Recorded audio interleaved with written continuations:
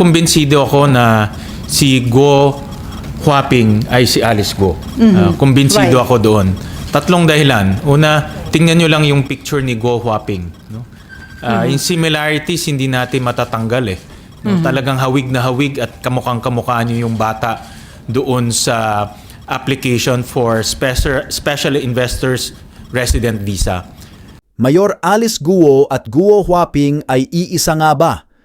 Ayon sa dokumento na nilabas ni Senator Gatchalian ay kumbinsido ang senador na si Go Huaping at Mayor Alice Guo ay iisa dahil malaki ang pagkakahawig nila. At ayon pa kay Gatchalian ay kung pagsumasumain ang buong storya ay maaring siya nga si Go Huaping. Sir, tungkol dun sa na document na na-present nyo na posibleng ito yung tunay na identity ni suspended Banban Mayor Alice Guo. Sir, ano yung way para ma-validate na talagang siya yon?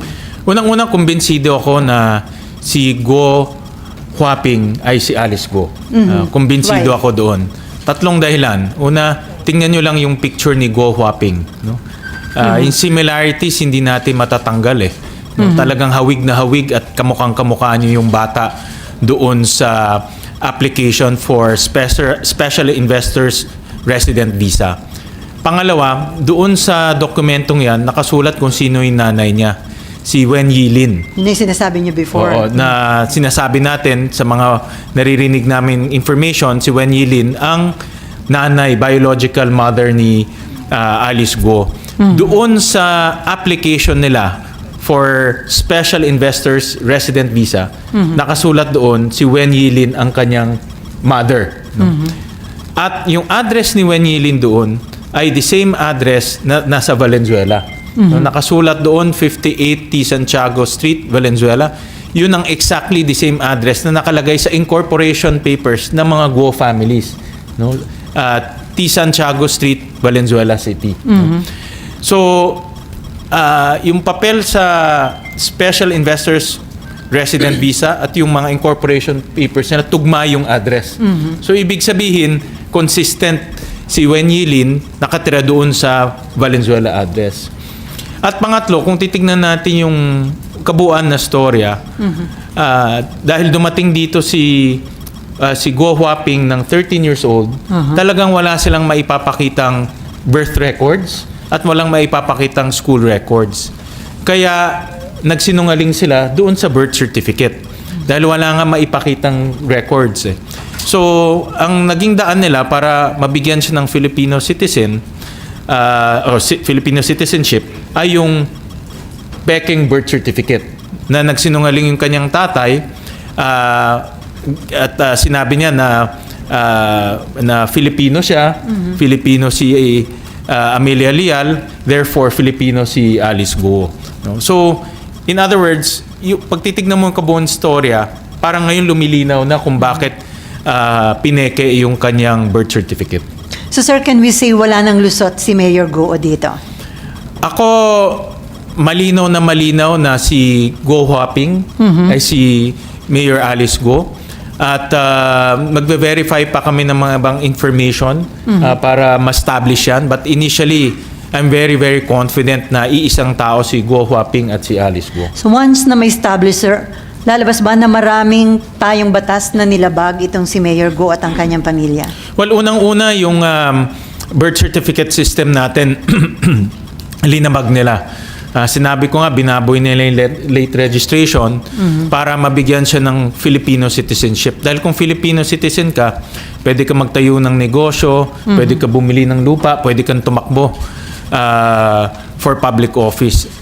At kung titignan natin kabuuan, na nakakatakot rin yung nangyari dahil with this late registration, nakatakbo. Talagang nanalo. No? Sabi ko nga, naisahan tayo dito dahil nanalo itong kandidato na dala-dala niya yung fake birth certificate niya. No?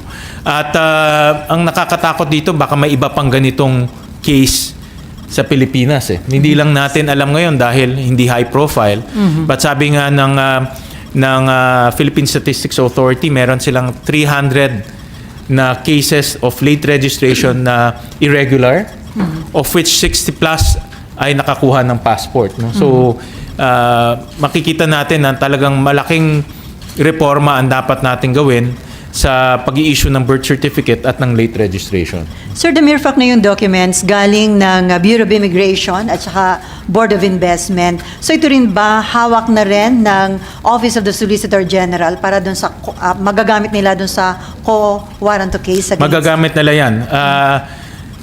Ang aking panawagan sa Office of the Solicitor General, kumuha na ng official documents kasi ito pinadala sa Senate. Sila mismo kumuha ng official documents from the from the Board of Investments, from the Bureau of Immigration, para official yung hawak nilang dokumento. Although itong si Mayor Guo sa pamamagitan ng kanyang abogado, dinideny niya yung documents na hawak niyo, sir. Yeah, dahil ang narrative nila nabuntis nung kanyang ima yung kasambahay. Yun ang narrative nila. But if you look at the 4 late registration birth certificate, meron na 4 eh. Kay Alice Guo, kay Sheila Guo, kay Simen Guo, kay Wesley Guo. Pare-pareho yung nanay. Si Amelia Lial in those 4 birth certificate, late registration birth certificate. So ibig sabihin 4 na beses na buntis yung kasambahay. No? So by that alone, parang magdududa ka, diba?